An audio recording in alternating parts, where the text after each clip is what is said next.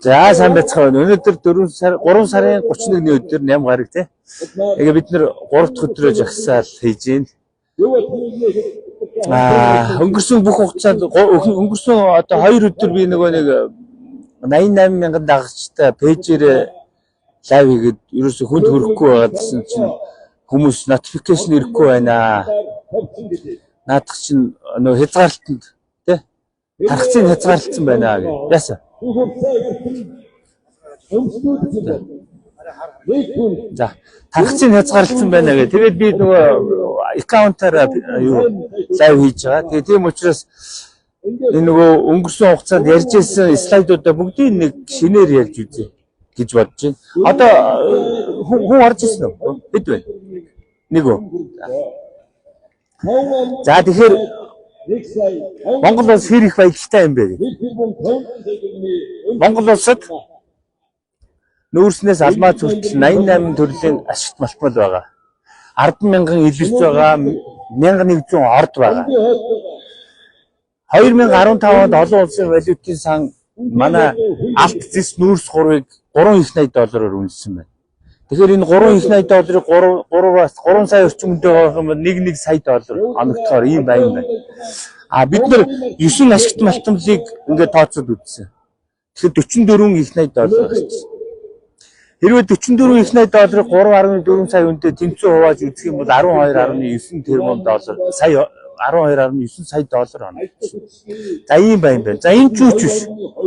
Бид нар ядуугийн гайгаар газар нутгийнхаа 33% 50,000-ийн хайгуул хийсэн. Ийм ард түмэн.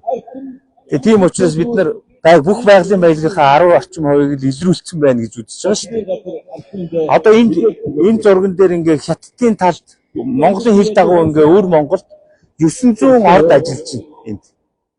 Монгол талд бол 33 орд байгаа. 13 орд уурхаал ажиллаж байгаа. Хэрвээ бид нар мөнгө байж байгаа ахиухан хайгуул хийж чадах юм бол Монголын тал одоо ингээд Монголын өмнө одоо урд талын 3 аймагт 900 орд орд илрэх боломжтой байна. Тэгэхээр бид нар ямар их баян орн байна вэ гэдэг нь ийм тодорхой байгаа. За дараагийн слайд. За харамсалтай нь ингээд тэр их баялгаа бид нар бүгдийг алдаад дууссан юм байна. Одоо Монгол улсад байгаа 2544 лиценз 1100 ордыг бүгдийг алдчихсан. Гадаад дотоодын компаниудад бид нар алдчихсан байж. 300 алтны ордоо алдчихсан. 345 нүүрсний ордоо алдчихсан. За тэгээд стратегийн бүх ордоо алдчихсан. Ард түмэн стратегийн ордууд одоо ард түмний өмчлөлт байгаагаа итгэе байж байгаа. Бүгдийг алдчихсан. Хуу алдсан 15 ордыг бүгдийг алдсан байсан. Эрдэнэт тасгад хоёрыг нэг бослох хийж нэг буцааж авсан. Одоо Эрдэнэт тасгад хоёр л Монголын тал байгаа. Бусад ордоо бүгдийг алдсан байгаа. Стратегийн 15 ордын 7 ордын 100% гадаад дотоодын компаниудад алдсан байгаа. Цагаан сувраг, нарийн сухад, гурван болог, бороо, төмөртөө, мартай, бүрэн хаан бүгдийг алдсан 100%. Стратегийн ордынхаа 15 ордынхаа 6 ордын хэсэгчлээд алдсан байгаа.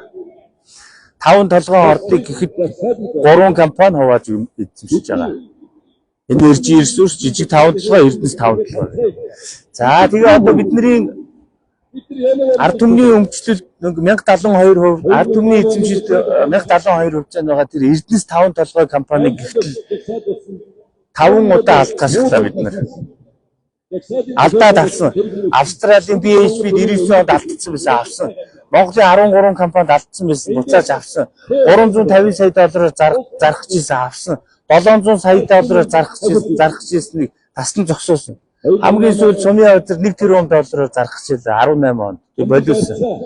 Одоо Нямбатар 5 толгойгоо шар толгойтнуудад өгөө. Бид нар өөрсдөө ажиллаж чадахгүй байна гэж яриа явж байгаа. Тэгээд одоо энэ алдсан компаниудын одоо Монголын нутаг дэвсгэр дээр нөгөө эзэмшиж байгаа улс орнуудын талбаануудын ингээд байна. Энд ингээд Англи, Франц, Канада, манад гэл ингээд ийм олон компани. Энэ байна орнуудын тоон. За ингээд уурхаануудаа алдсан байна. Англи 443, Орос 248, Хятад 232, Япон 141 их сурвалжин факт юм байна. За За тэгээд 5-7 ордыг ингээд ард түмтэй 100% өмчлүүлье гэдгсэн чинь өчтөр нэг хүн ирээд хөөе одоо 10 гаруй жил 5-7 ухчлаа штэ юм үлдсэн юм уу гэж асууж.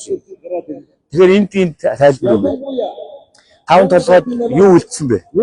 За 5-7 бол 7.5 тэрбум тонн нүүрстэй. 2.2 тэрбум нь одоо эрчим хүчний нүүрс, технологийн нүүрс, сатаадаг бидний төлдөг нүүрс. За 5.3 тэрбум тонн нүүрс нь гогсчдаг нүүрс, дан хайлуулдаг нүүрс.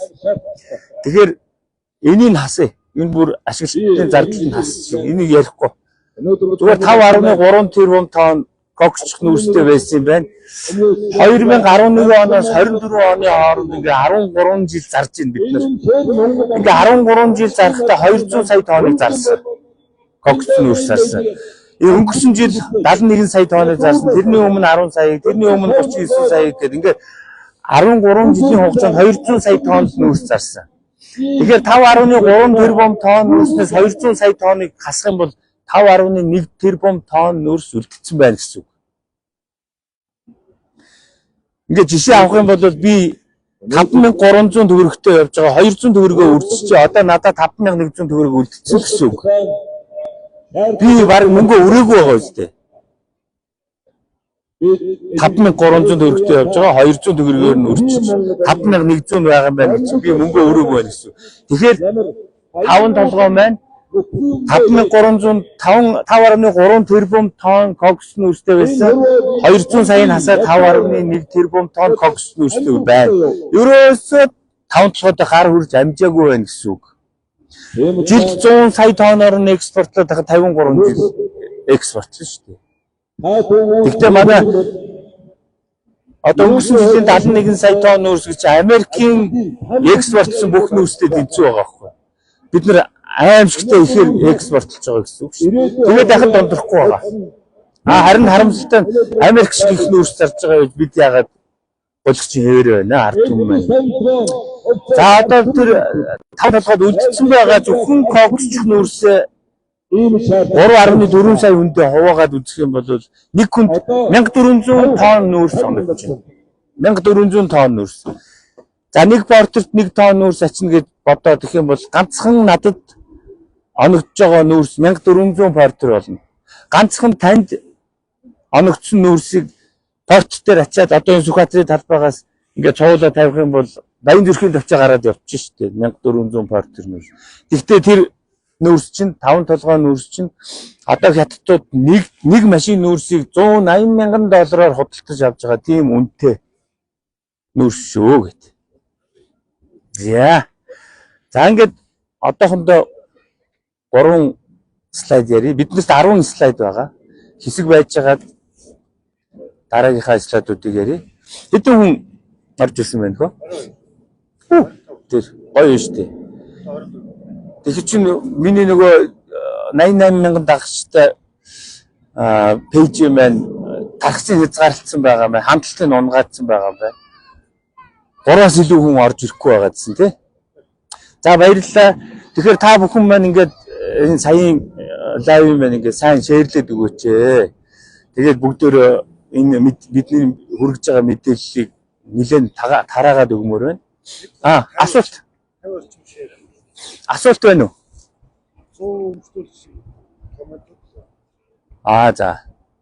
За тэр ингээд аккаунтаас орсон чинь шал өөр байна тий 22. За баярлалаа та бүхэн түгээгээд өгөөрэй. Нэг 30 минутын дараа дахиад дараагийн слайдуудыг ярилцъя хэдүүлээ. Баярлалаа.